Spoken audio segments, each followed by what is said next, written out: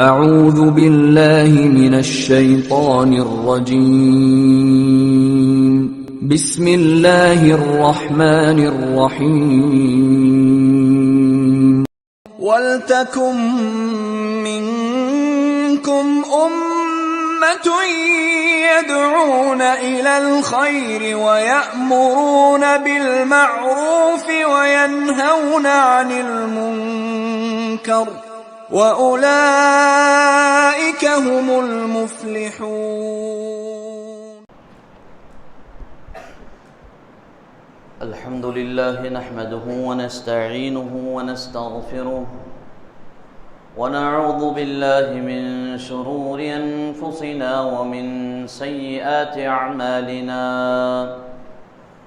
من يهده الله فلا مضل له ومن يضلل فلا هادي له. أشهد أن لا إله إلا الله وحده لا شريك له وأشهد أن محمدًا عبده ورسوله. أما بعد فإن أصدق الحديث كتاب الله وخير الهدي هدي محمد صلى الله عليه وسلم وشر الأمور محدثاتها وكل محدثة بدعة وكل بدعة ضلالة وكل ضلالة في النار. فأعوذ بالله السميع العليم من الشيطان الرجيم من همزه ونفخه ونفثه. بسم الله الرحمن الرحيم. يا أيها الناس اتقوا ربكم الذي خلقكم من نفس واحدة وخلق منها زوجها وبث منهما رجالا كثيرا ونساء واتقوا الله الذي تساءلون به والأرحام إن الله كان عليكم رقيبا. يا أيها الذين آمنوا اتقوا الله حق تقاته ولا تموتن إلا وأنتم مسلمون.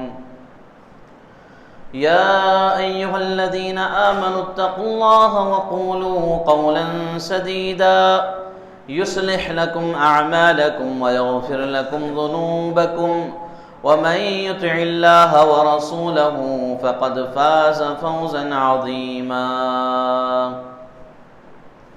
قال الله تبارك وتعالى في كلامه المجيد والفرقان الحميد. يا أيها الذين آمنوا إذا نودي للصلاة من يوم الجمعة فاسعوا إلى ذكر الله وذروا البيع ذلكم خير لكم إن كنتم تعلمون. فإذا قضيت الصلاة فانتشروا في الأرض وابتغوا من فضل الله واذكروا الله كثيرا لعلكم تفلحون.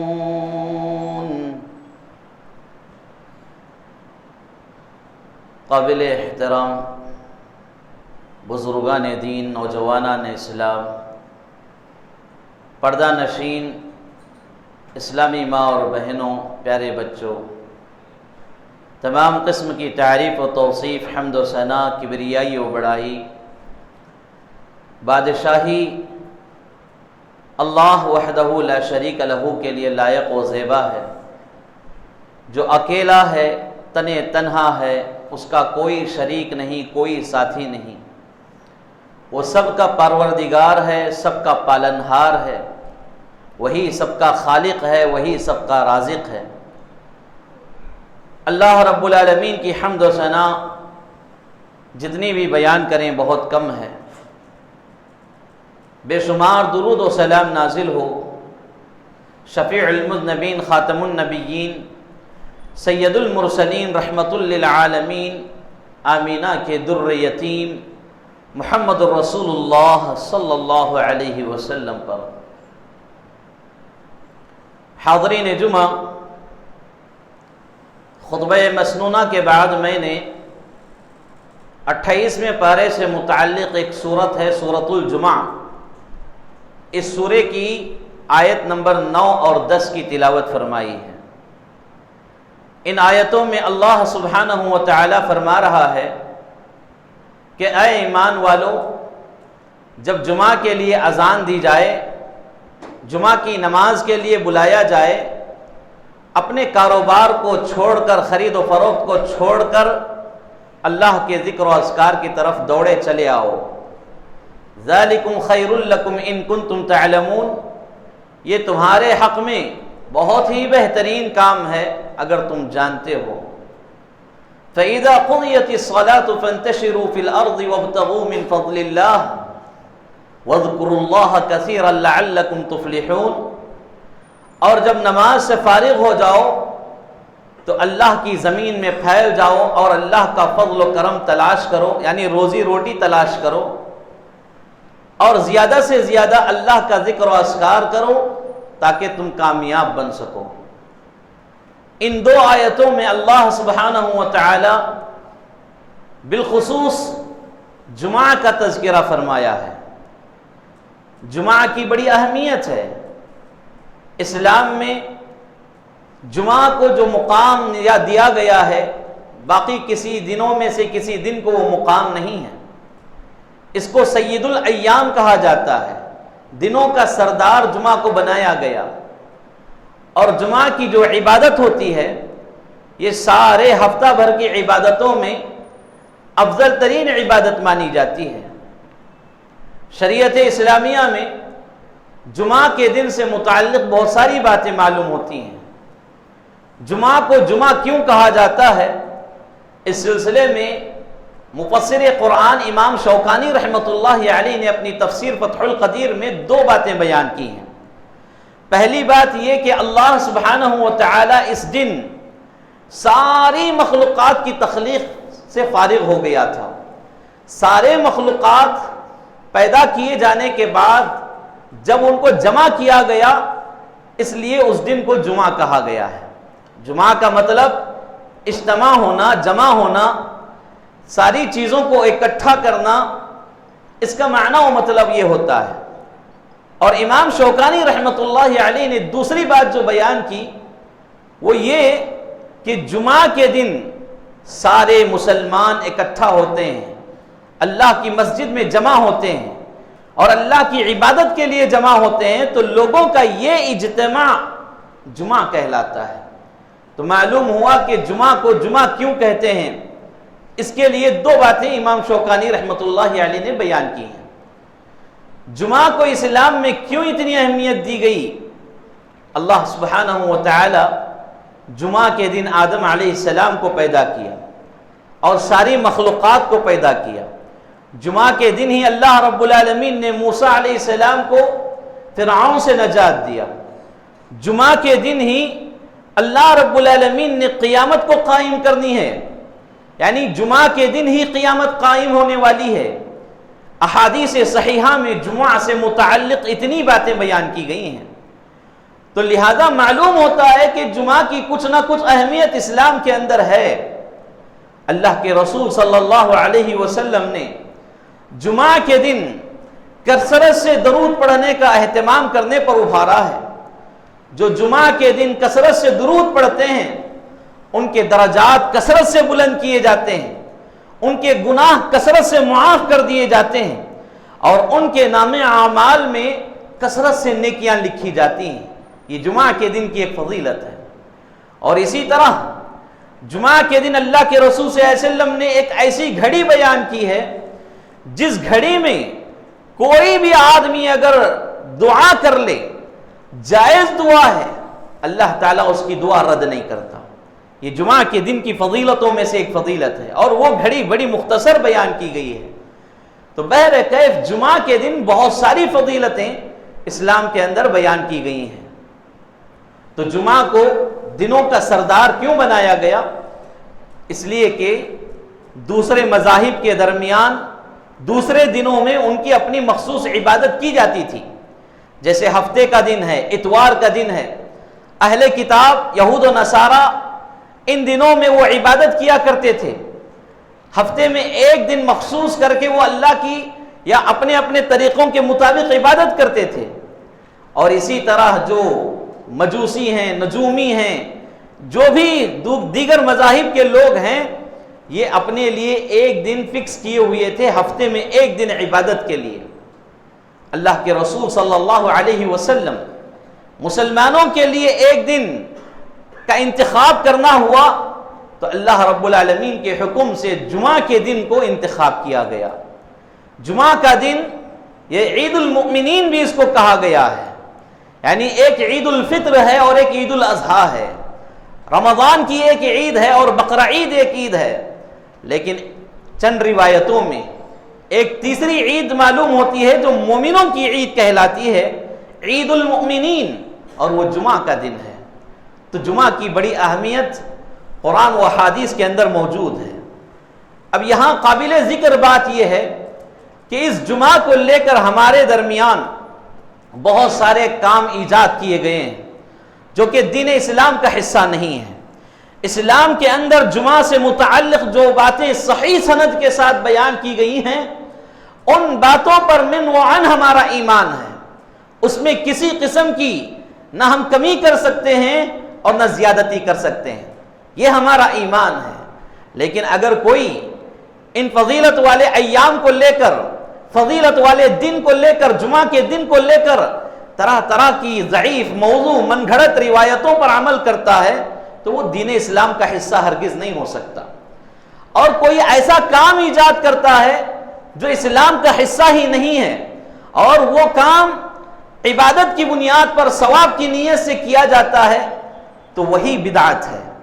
اور اللہ کے رسول صلی اللہ علیہ وسلم نے کہا کل بدعت ضلالہ وکل ضلالۃ فی النار، کہ ہر بدعت گمراہی ہے اور گمراہی سیدھے جہنم میں ڈھکیلنے والی ہے. لہذا ہر قسم کی بدعت سے ہمیں اجتناب کرنے کی ضرورت ہے. ماہ رمضان المبارک میں جب جمعہ آتا ہے تو اس کی ایک فضیلت بڑھ جاتی ہے. ویسے جمعہ کے دن کا ہونا ہی ایک فضیلت والا عمل ہے، ایک برکت والا عمل ہے. لیکن یہ جمعہ کا دن رمضان میں جب آتا ہے تو رمضان کی برکت پلس جمعہ کی برکت، دو برکتیں اس میں جمع ہو جاتی ہیں. تو اس اعتبار سے رمضان المبارک کے جمعہ کی کچھ اہمیت زیادہ ہو جاتی ہے. تو ایسے میں ہمیں رمضان المبارک کے جمعہ میں اور زیادہ عبادت کرنے کی ضرورت ہے. میرے بھائیوں، رمضان المبارک کے جو جمعہ ہوتے ہیں ان میں سے ایک آخری جمعہ آتا ہے جس کو جمعۃ الوداع کہا گیا ہے، الوداعی جمعہ. آج ہماری گفتگو کا مرکز یہی ہے کہ الوداعی جمعہ کی حقیقت کیا ہے، اس کی حیثیت کیا ہے. اب تک ہم نے اسلام کے اندر جو جمعہ کی فضیلت آئی ہے اس کا مختصر جائزہ آپ کے سامنے رکھا ہے اور ان باتوں پر ہمارا ایمان بھی ہے. لیکن جو جمعۃ الوداع ہے، جو الوداعی جمعہ ہے، شریعت اسلامیہ میں اس کا کہیں پر بھی کوئی ثبوت نہیں ملتا. نہ اللہ کے رسول صلی اللہ علیہ وسلم نے رمضان المبارک کے آخری جمعہ کا کوئی خاص اہتمام کیا ہو، نہ صحابہ، تابعین، اتباع تابعین میں سے کسی نے خاص اہتمام کیا ہو. اس طرح کی کوئی دلیل نہیں ملتی. لیکن آج امت مسلمہ کا ایک بڑا طبقہ جمعۃ الوداع کے نام پر، الوداعی جمعہ کے نام پر وہ سارے کام کرتا ہے جو شریعت میں جائز نہیں ہے. یعنی آخری جمعہ، رمضان المبارک کا آخری جمعہ جیسے ہی پہنچتا ہے، جیسے ہی آن پہنچتا ہے، مل جاتا ہے تو لوگ نئے کپڑے سلاتے ہیں، طرح طرح کی خوشیاں مناتے ہیں. لیکن اس کا مقصد کیا بیان کیا جاتا ہے کہ اب رمضان ختم ہونے والا ہے، لہذا افسوس میں آخری جمعہ میں عبادت زیادہ کرنا ہے. یہ عجیب قسم کا حسرت، عجیب قسم کی حسرت ہے، عجیب قسم کا افسوس ہے کہ لوگ افسوس میں نئے کپڑے سلاتے ہیں. گھر میں والد کا جنازہ ہو، والد کا انتقال ہو گیا ہو، افسوس کرنا ہے، سوگ منانا ہے تو کوئی نیا کپڑا پہن کر سوگ مناتا ہے. لوگ کہتے ہیں کہ رمضان کا یہ آخری جمعہ جو ہے اب یہ ہم سے رخصت ہونے والا ہے، یہ پھر آنے والا نہیں ہے. لہذا افسوس میں اس جمعہ کی اندر بہت ساری عبادت ہمیں کرنا ہے. تو افسوس کا نام لے کر لوگ نئے کپڑے پہن رہے ہیں اور اچھے اچھے پکوان بنا کر کھا رہے ہیں، اور وہ باقاعدہ ایک تہوار کی طرح منایا جاتا ہے۔ دیکھیے، ایک بنیادی بات یہ ہے کہ عبادت کبھی تہوار نہیں ہوتی۔ عبادت جو اللہ رب العالمین کے لیے کی جاتی ہے وہ تہوار نہیں ہوتی۔ جیسے غیر مسلم، غیر لوگ تہوار مناتے ہیں، اس طرح آج لوگ جمعۃ الوداع یعنی الوداعی جمعہ کو تہوار کی طرح منانا شروع کیے ہیں۔ لیکن اس کی بنیاد، اس کا مقصد کیا بیان کرتے ہیں؟ افسوس، حسرت، ندامت کہ اب یہ جمعہ ہم سے رخصت ہونے والا ہے، اس لیے ہم افسوس میں زیادہ عبادت کرتے ہیں۔ یہ زیادہ عبادت نہیں بلکہ زیادہ خوشی منانا ہوتا ہے۔ اب رمضان کا یہ جمعہ ہم سے جدا ہو رہا ہے، رخصت ہو رہا ہے تو ہم خوش ہو رہے ہیں، یہ معنی اس سے مراد لیا جاتا ہے۔ لہذا اس کی کوئی حیثیت شریعت اسلامیہ میں نہیں ہے۔ جمعہ کا دن ہے، رمضان المبارک کا مہینہ ہے، تو یہ جو فضیلت ہے، یہ فضیلت ہم سر آنکھوں پر رکھتے ہیں اور اس پر ہمارا ایمان بھی ہے، لیکن آخری جمعہ کے نام پر، الوداعی جمعہ کے نام پر جو کچھ کام کیے جاتے ہیں، جو بدعت کے زمرے میں آتے ہیں، ان کاموں سے توبہ کرنے کی ضرورت ہے۔ اس کو الوداعی جمعہ کیوں کہا جاتا ہے؟ اس لیے کہ یہ رخصت ہو رہا ہے، پھر آنے والا نہیں ہے۔ بعض لوگ کہتے ہیں اللہ کے رسول صلی اللہ علیہ وسلم نے اپنی زندگی میں حج کیا سن 10 ہجری میں، تو اس حج کو حجۃ الوداع کہا جاتا ہے، لہذا آپ کا آخری حج ہونے کی وجہ سے اس کو حجۃ الوداع کہا گیا۔ ایسے ہی رمضان کا آخری جمعہ آتا ہے تو اس کو جمعۃ الوداع بھی کہا جا سکتا ہے، لیکن یہ بات بے بنیاد ہے۔ اللہ کے رسول صلی اللہ علیہ وسلم کے لیے وہ حج آخری حج تھا، اس لیے حجۃ الوداع کہا گیا۔ اللہ کے رسول صلی اللہ علیہ وسلم کی وفات کے بعد ابو بکر، عمر، عثمان اور علی رضی اللہ عنہم اور آپ جیسے دیگر صحابہ و صحابیات نے کیا حج نہیں کیے؟ ان کے لیے تو حج تھا، پھر یہ آخری حج کیسے ہو گیا؟ تو اس طرح بے بنیاد باتوں کو لا کر اپنی من مانی شریعت بنانا ہی بدعت ہے۔ ایسی چیزوں سے توبہ کرنے کی ضرورت ہے۔ تو جمعۃ الوداع میں لوگ ایک تو نئے کپڑے پہنتے ہیں، طرح طرح کے کام کرتے ہیں جو کہ شریعت کا حصہ نہیں ہے۔ ہاں، جمعہ کے دن غسل کرنا ہے، اچھا عمدہ لباس پہننا ہے، عطر لگانا ہے، یہ ساری چیزیں آداب جمعہ میں سے ہے اور سنت میں سے ہے، ان چیزوں کا اہتمام ضرور کریں۔ لیکن آج ہمارے معاشرے میں آخری جمعہ، الوداعی جمعہ کے لیے جو کچھ اہتمام کیا جاتا ہے وہ سارے کام بدعت کے زمرے میں شمار کیے جاتے ہیں۔ اور یہاں پر ایک کام یہ کیا جاتا ہے کہ قضاء عمری کی نماز کا اہتمام ہوتا ہے۔ جو لوگ رمضان المبارک کا آخری جمعہ پاتے ہیں وہ قضاء عمری کی ایک نماز پڑھتے ہیں، یعنی اپنی زندگی میں جتنی نمازیں قضا ہو چکی ہیں، جتنی نمازیں ان سے چھوٹ گئی ہیں، ان ساری نمازوں کی طرف سے ایک نماز ادا کی جاتی ہے جس کا طریقہ الگ، جس میں مخصوص سورتوں کی تلاوت ہوتی ہے، مخصوص اذکار کی تلاوت ہوتی ہے، اور ایسے ذکر و اذکار جو بے سند ہیں، من گھڑت ہیں، احادیث صحیحہ میں ان کا کہیں پر بھی نام و نشان نہیں ملتا، ایسے بنائے بنائے اذکار لے کر اس طرح کی نماز پڑھی جاتی ہے۔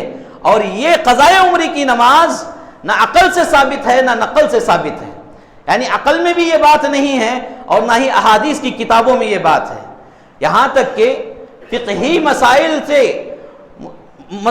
متعلق جو کتابیں ہیں، معتبر کتابیں ہیں، کسی ایک کتاب میں بھی قضاء عمری کی نماز صحیح سند سے ثابت نہیں ہے۔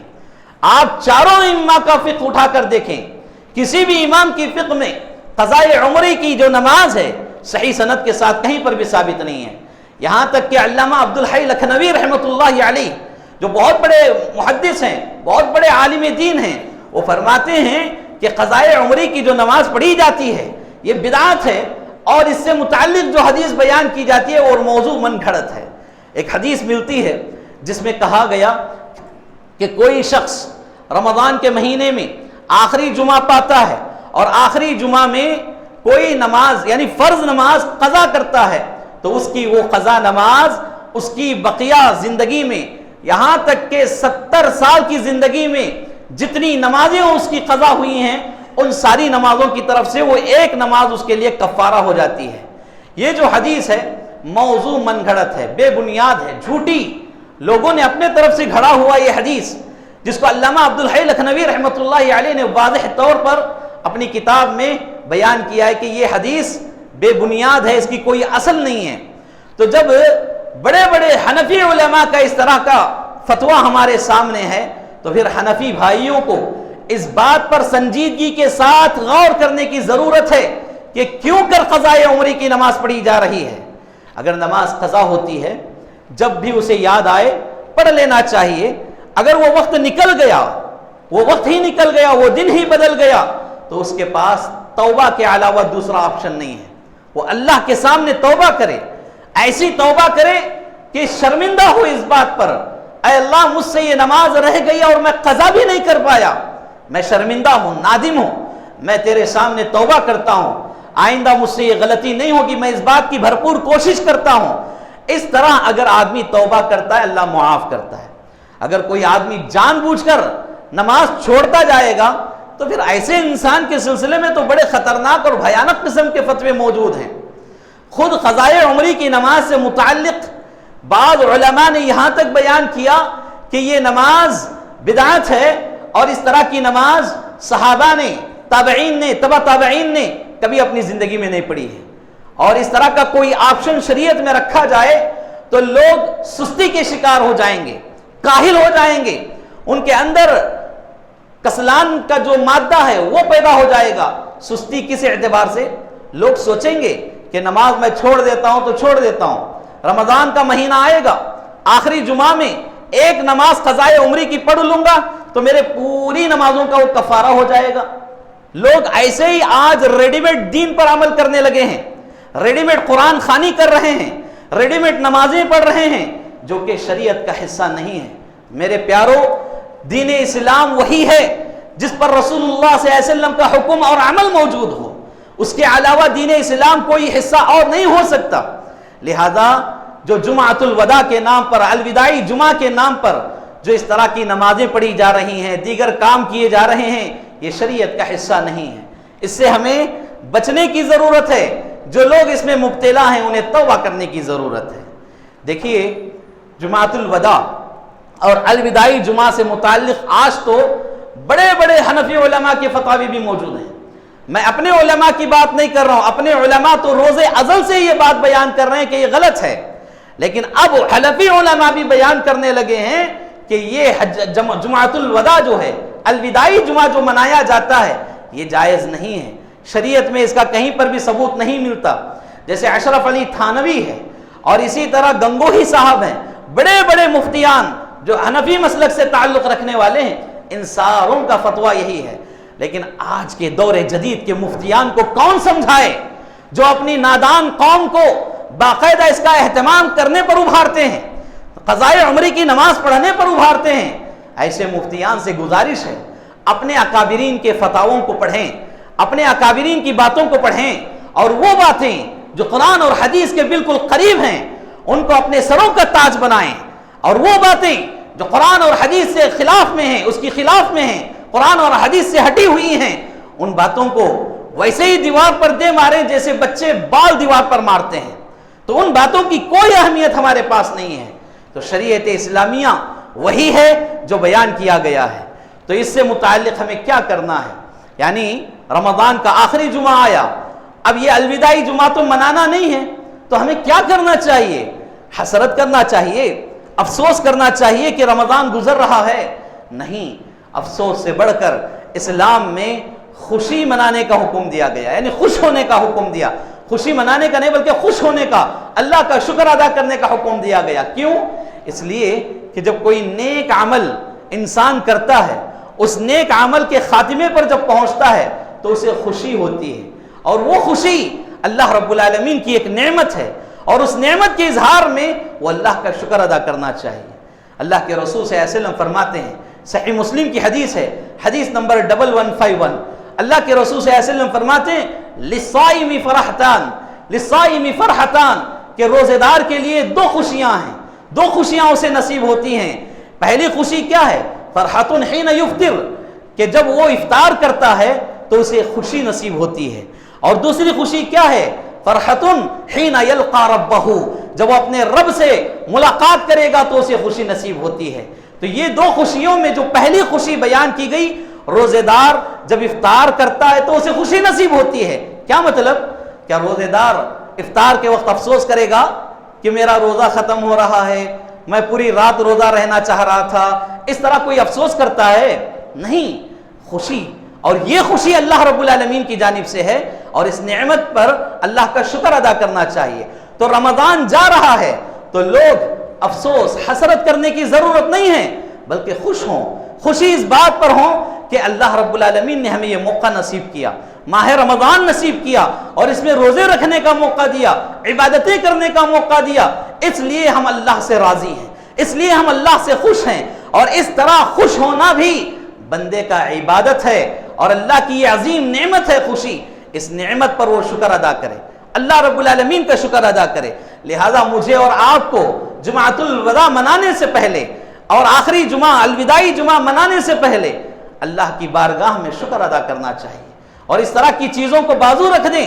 اس طرح کی چیزیں منانا اسلام میں قطعاً جائز نہیں ہے، لیکن اللہ کا شکر ادا کرنا یہ جائز ہے، اور اللہ کی نعمتوں میں اور زیادتی لانے کا سبب بھی ہے۔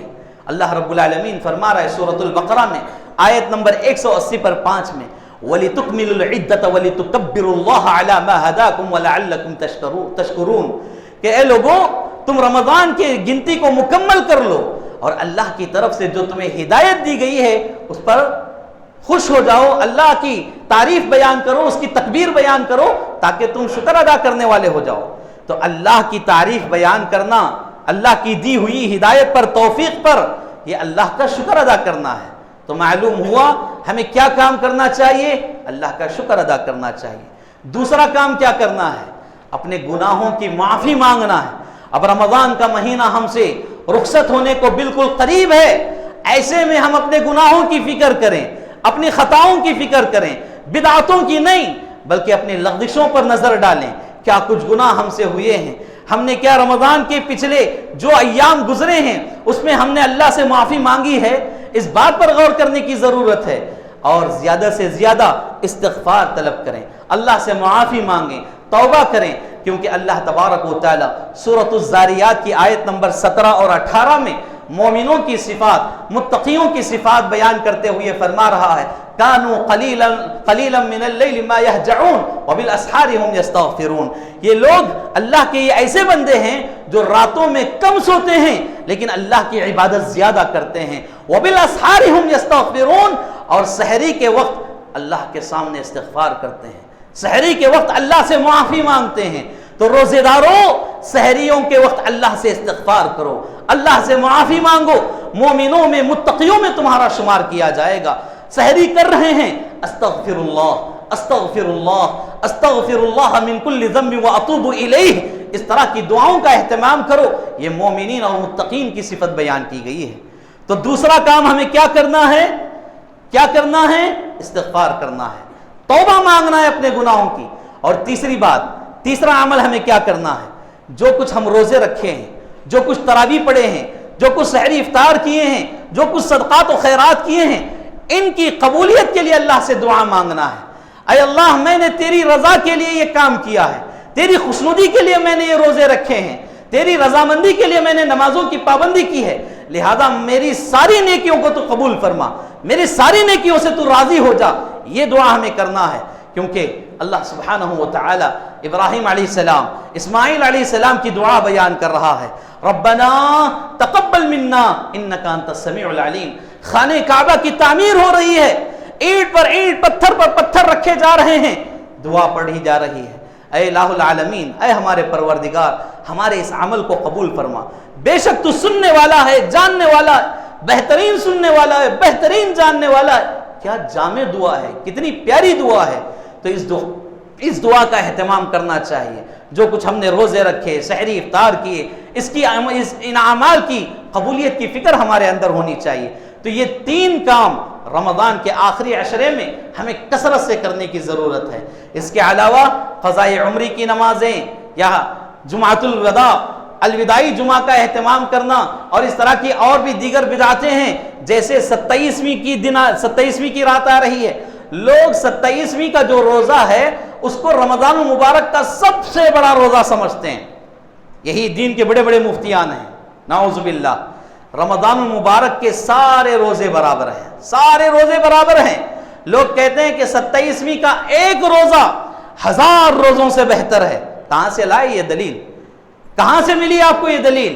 غلط من گھڑت موضوع باتیں ہیں، اور ایسی باتیں جب لوگوں کے سامنے بیان کریں گے تو یہ ہمارے لوگ جو تجارتوں میں، کاروباروں میں عقل لڑانے والے ہیں، شریعت میں بھی عقل لڑائیں گے، کہیں گے ایک روزہ جب 1000 روزوں سے بہتر ہمیں ثواب دیتا ہے تو پورا مہینہ روزہ رہنے کی کیا ضرورت ہے؟ بسپر 9 روزے، بسپر 8 روزے رہنے کی کیا ضرورت ہے؟ 27ویں کا ایک روزہ رکھ لیں گے اور 1000 روزوں کا ثواب اللہ ہمیں دے گا۔ اس طرح کے عقل کے گھوڑے شریعت میں دوڑانے والے لوگ بے شمار ہیں، بے شمار ہیں۔ ایسے ہی لوگوں کی طرف سے دین برباد ہوتا ہے، اسلام بدنام ہوتا ہے، اور نادان لوگ گمراہ ہو جاتے ہیں۔ تو ہمیں یہاں سمجھنے کی ضرورت ہے، یہاں سمجھنے کی ضرورت ہے۔ شاعر کہتا ہے کہ ایک ہی الو کافی تھا برباد گلستان کے لیے، یہاں تو ہر شاخ پر الو بیٹھے ہیں، انجام گلستان کیا ہوگا؟ یعنی جو گلستان باغ ہے اس میں ایک گھگو، ایک الو، ایک گڈلی گوا کافی ہے اس کو برباد کرنے کے لیے۔ اب یہاں ہر جگہ یہی پرندہ بیٹھا ہوا ہے تو پھر اس باغ کا حال کیا ہوگا؟ یہ کہنا چاہ رہا ہے شاعر۔ تو یہاں پر ایسا ہی مسئلہ ہے کہ دین کے اندر اس طرح کی باتیں بیان کرتے کرتے لوگوں کو گمراہی کی طرف لے جا رہے ہیں۔ اللہ کے رسول صلی اللہ علیہ وسلم کا یہ فرمان ہمیشہ اپنے ذہن میں رکھیں، کل بدعۃ ضلالہ وکل ضلالۃ فی النار۔ اللہ تعالیٰ میری اور آپ کی ان بدعاتوں سے نجات عطا فرمائے، اللہ ہمیں ان سے محفوظ رہنے کی توفیق عطا فرمائے۔ اللہ تبارک و تعالی ہمیں شرکیہ و خرافاتی کاموں سے اجتناب کرنے کی توفیق عطا فرمائے۔ اللہ ہمارے عقائد کی اصلاح فرمائے۔